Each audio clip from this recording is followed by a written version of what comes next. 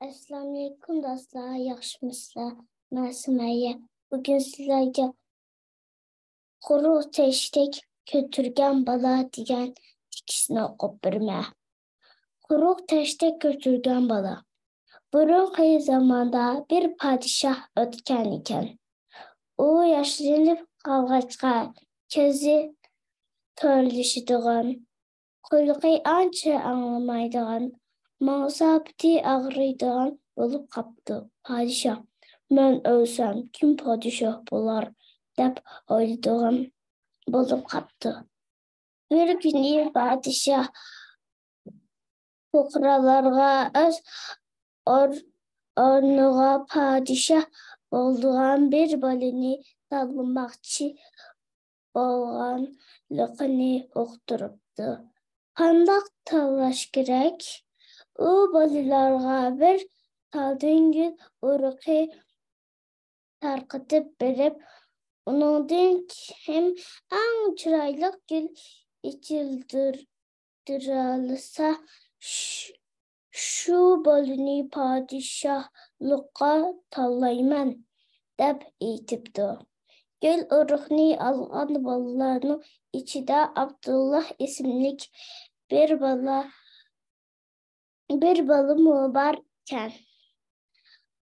O gül uruqini elip öyge beripti da onu teştekke tirip intayın köngü koyup perviş kılıptı.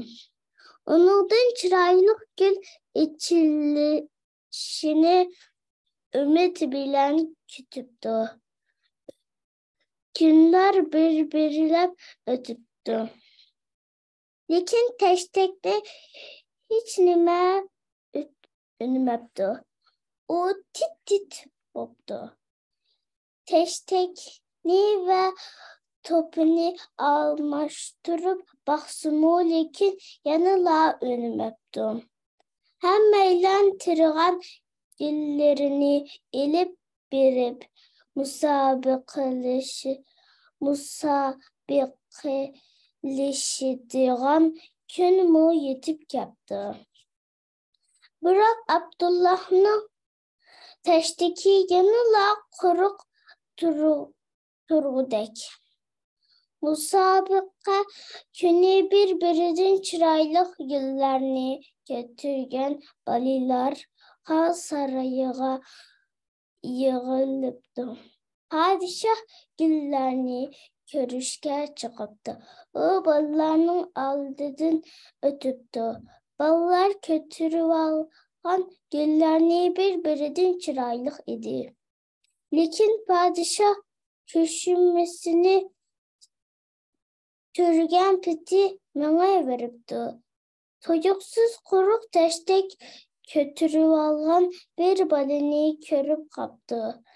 Padişah Abdullah'ın yanına gelip onundan, "Oğlum, sen nimişqa kuruk teştek kötürüp geldin?"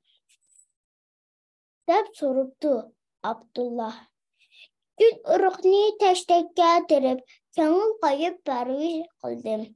Ama uruq zadi ünmedi. Padişah alileri. Ahire kuruk teştek bolsun mu götürüp gidişke mecbur boldum depti Abdullah. Abdullah'ın ipini anla padişah gelip gidipti ve bildim sen hakikaten samimi balikensen. Sana oxşap rast gap qilishga cüret qılaydigan balini padişahlıqqa tanlamay kimni tanlaydık depti. Aslida balalarga tarqıtıp berilgen gül uruqi qazanda koruluvetilgen. Undaq uruq qandaq mı önüp çıkıp çiçekleyelsun?